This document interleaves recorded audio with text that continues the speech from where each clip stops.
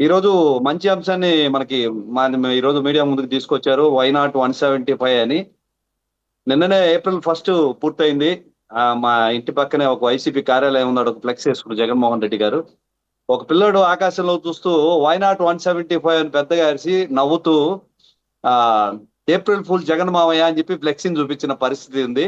ఒక్క క్షణం నాకు కూడా అర్థం కాలేదు. సంవత్సరం తర్వాత జగన్మోహన్ రెడ్డి గారు ఫూల్ అయ్యారని ఈరోజు క్లియర్‌గా తెలుస్తుంది. ఆయనేమో వైనాట్ 175 అంటే వైనాట్ జైల్ అని చెప్పి ఆయన పైన ఉన్న కేసులన్నీ కూడా ఉన్నాయి. ఈరోజు సత్య గారు బీజేపీ మంత్రి సత్య గారు చెప్పినట్లు పంచభూతాలని మొత్తం జోతుకు తిన్న జగన్ పంచభూతాలకే భూతంలా పట్టుకున్నాడు.